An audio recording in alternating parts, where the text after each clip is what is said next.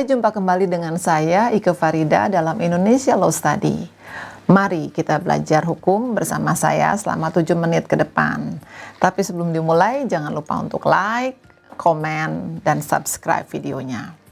Saya masih berada di Tokyo, di Jepang, dan untuk episode kali ini saya ingin membahas mengenai kondominium. Stage yang kedua yaitu stage pembayaran atau tahapan pembayaran. Nah, biasanya ada yang disebut dengan order sheet atau misalnya yang disebut dengan formulir pemesanan ya. Di situ tolong dibaca baik-baik apa yang harus kita bayarkan, berapa yang harus kita bayarkan. Kemudian jangan lupa tadi sudah saya sampaikan terkait dengan misalnya aturan hukum. Nih, kadang-kadang ada tulisannya kecil-kecil. Padahal itu tidak boleh ya tulisan kecil-kecil.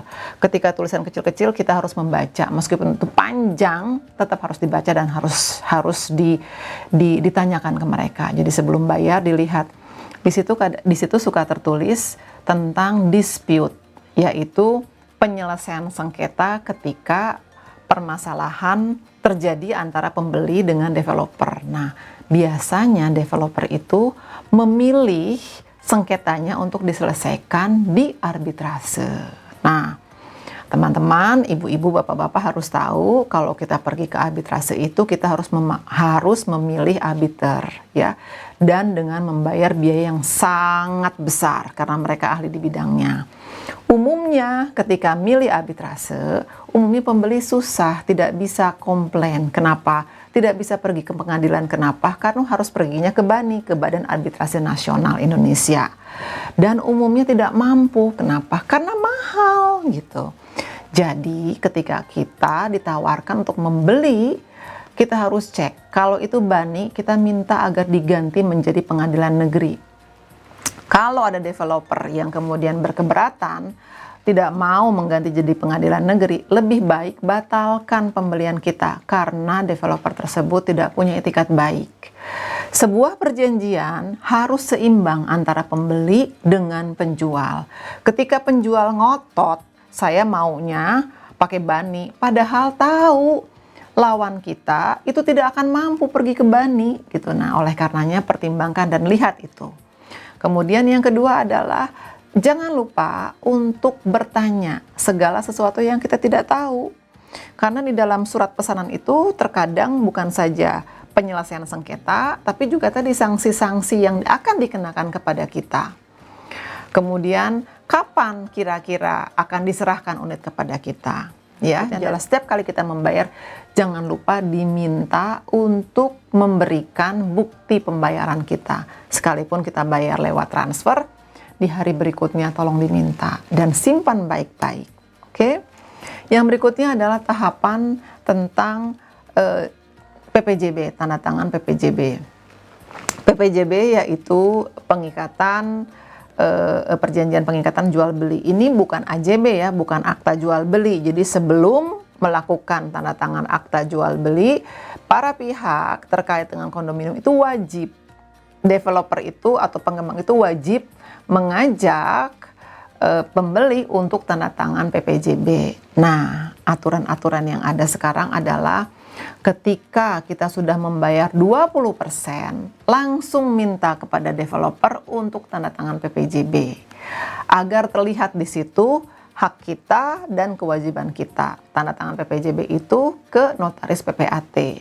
Notaris saja tidak cukup, tapi notaris yang punya izin PPAT, ya, pejabat pengurus akte tanah. Nah, di sana dilihat sebelum tanda tangan PPJB, kita akan minta ke notaris tersebut, notaris PPJB, minta dong Bu atau Pak, atau ke developernya, minta alamat, nomor telepon notaris, kemudian berkomunikasi dengan notaris PPJB, PPAT, kemudian meminta draftnya dikirimkan ke kita. Draft apa? Draft PPJB. Jadi sebelum tanda tangan PPJB itu, kita harus membaca draft atau salinannya yang nanti dokumen apa sih yang mau kita tanda tangan ya.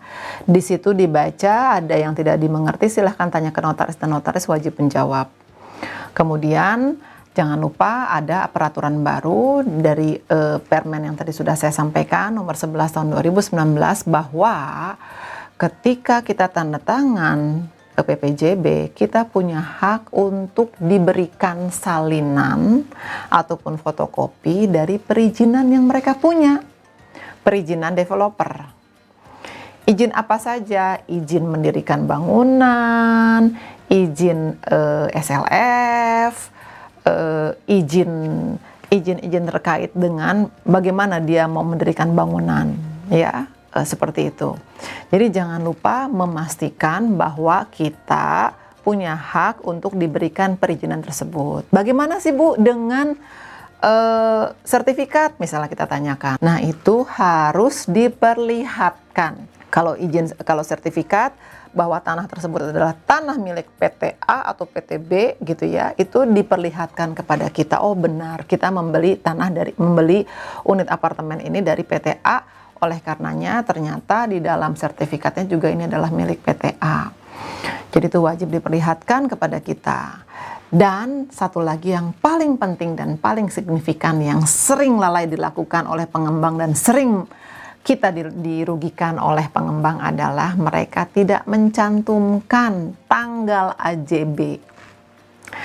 Dengan banyak alasan, pengembang yang nakal tidak mau mencantumkan atau pura-pura tidak ngerti, padahal itu ada di dalam aturan tadi Permen nomor 11 tahun 2019 bahwa pada saat tanda tangan PPJB itu di situ ada tulisan yang harus dicantumkan begini, bahwa pengembang akan melaksanakan tanda tangan AJB pada tanggal sekian, tahun sekian, itu harus dicantumkan.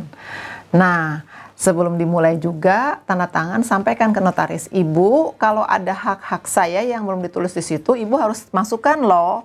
Satu kata-kata itu notaris PPAT dia akan terkejut karena dia harus mewajibkan memasukkan. Tadi karena waktunya sangat singkat, saya akhiri dulu di sini tentang kondominium. Sampai jumpa, semoga video ini bermanfaat. Salam.